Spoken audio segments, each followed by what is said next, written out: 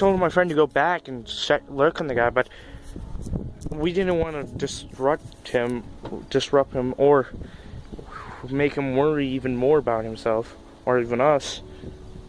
But we carried on anyways, hoping that he would make a safe travel to the back.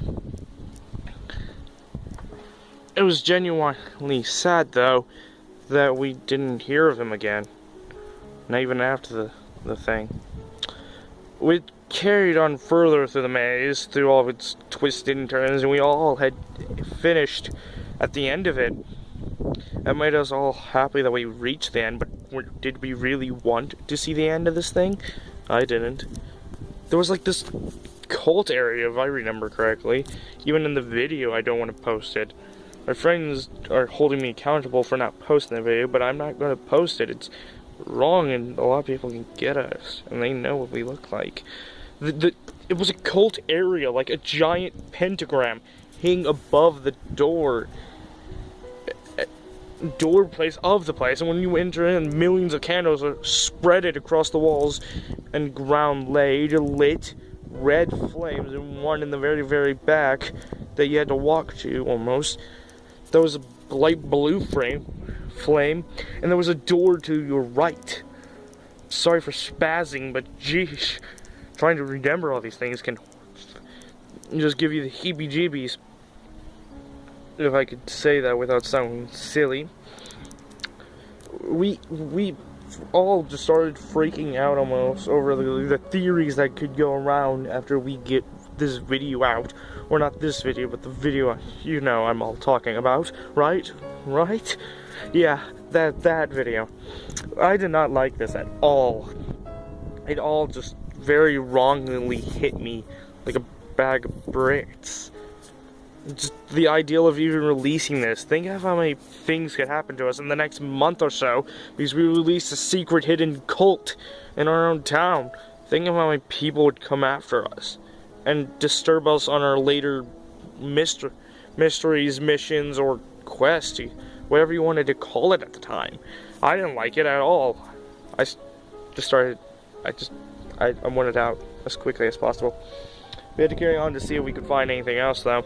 So we did. We searched around the place for a bit, and we found no results. No huge results, anyways, that we saw, but we knew there was many results to find, and we couldn't find them right away, but that didn't disturb us one bit.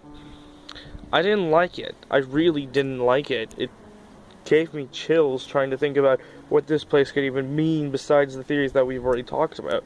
I didn't want it to be some thing that I had to keep running from if I ever released it. You understand? I mean, if we all started to run together into a whole new direction, think of who might come after us next. Other cults that wanted to shut down our little investigation squad? Yeah, that wouldn't be a good picture on our interviews. So we went into the other room, and there was just horrible things at the end of the room. We opened a door into this room lit with only blue candles. The flame was white and black everywhere. It was quite interesting to see flames like that. I've never seen any type of flame like that before. It really interested me. I almost picked one up and stole it. I blew it out and I pocketed it. Around the room laid a bunch of hammers, bloody nails, rope that had been used before for other things that we didn't, or we couldn't think of at the time. There was just so many weird objects around. A saw, even. Like, not like your little saw that you would saw a little piece of wood with, but like a saw that would, like, think of it like a sword handle, then the rest of the blade is a saw. That's what it looked like. It looked like a really fancy red color, besides it was rusty and it did not look pleasant to even try to hold. The handle was all curved and the positioning of the handle was backwards to the original gripping. It almost seemed like a reverse blade, if that made any sense. And we all decided we had enough.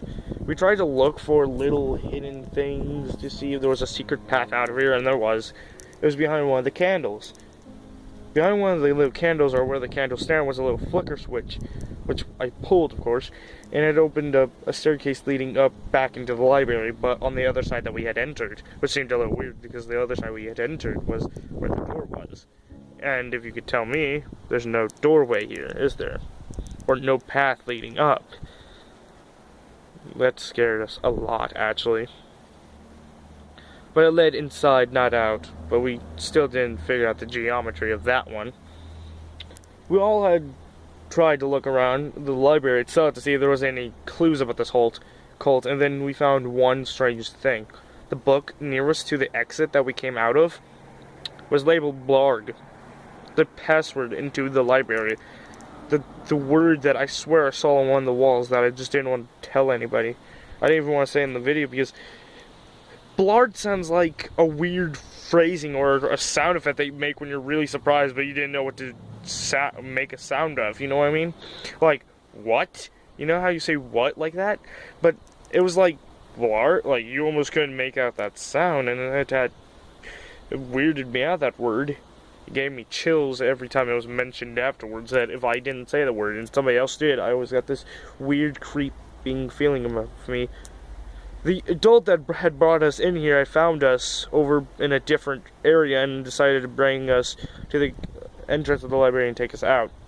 One of my friends had grabbed 3 books on a dark topic that he told us we were all going to take turns reading so we can all get a better hint of this. We still haven't solved the complete myth of this library, but when we do, I will update you guys. So, thank you for listening to my rambling nonsense, and